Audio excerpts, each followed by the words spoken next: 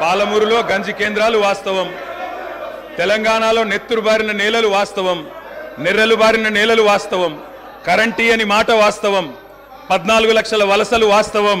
అధ్యక్ష, ఇవన్నీ కాంగ్రెస్ పాలనకు తార్కాణాలు అధ్యక్ష, నేను చెప్పడం లేదు అధ్యక్ష. ఎవరో కాదు అధ్యక్ష, గౌరవ ముఖ్యమంత్రి రేవంత్ రెడ్డి గారు మాట్లాడిన రికార్డు అసెంబ్లీలో. అధ్యక్ష, కాంగ్రెస్ పరిపాలన గురించి గౌరవ ముఖ్యమంత్రి రేవంత్ రెడ్డి గారు మాట్లాడిన మాటలు వారి మాటలు చెప్తా అధ్యక్ష.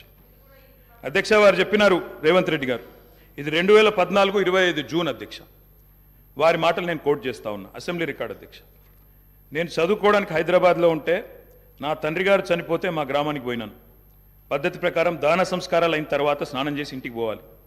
ఎండాకాలం వస్తే ఏ బావిలో కూడా రోజుల తరబడి ఈత కొట్టినామో ఆ బావి ఎండిపోయింది. బోర్ దగ్గర పోయి స్నానం చేద్దాం అనుకుంటే కరెంట్ లేదు. నాకున్న పరిచయాలతో కరెంటే ఇస్తే బోర్ల నుంచి నీళ్ళు వస్తలేవు.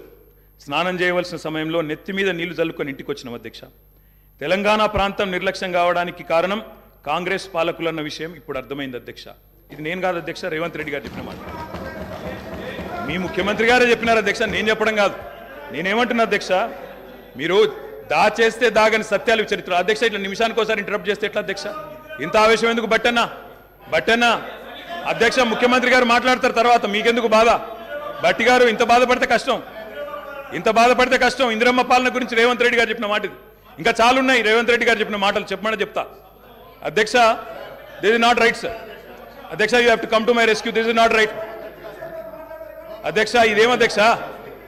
అధ్యక్ష, సీఎం గారు సమాధానం చెప్తారు అధ్యక్ష. గౌరవ కేటీఆర్ గారు ఎన్నిసార్లు ఇస్తారు సార్?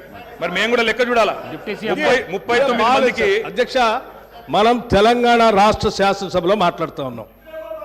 ఆనాటి ఉమ్మడి ఆంధ్రప్రదేశ్ శాసనసభ వ్యవహారాలు కాదు, ఆనాటి ఉమ్మడి ఆంధ్రప్రదేశ్ శాసనసభ కాదు.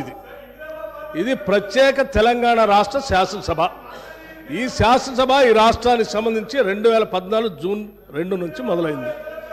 ఈ 2014 నుంచి ఈ రాష్ట్రంలో తీసుకున్న చర్యలు, జరిగిన ఖర్చులు, చేసిన అభివృద్ధి, రాష్ట్ర ప్రజల ఆకాంక్షలు, వాటి గురించి మనం మాట్లాడుకోవాలి. గతం అంతా బాగాలేదనే కదా అందరు కలిసి కొట్లాడి ఏకగ్రంగా తీర్మానం చేసి తెలంగాణ రాష్ట్రం ఇంకా అది చూపించి నేను వాళ్ళతో పోటీ పడతా అంటే నువ్వు కూడా వాళ్ళతో పోటీ పడితే నువ్వు కూడా అట్టే పో. మరి ఏడెందుకు తెలంగాణ రాష్ట్రం గురించి మాట్లాడితే సార్?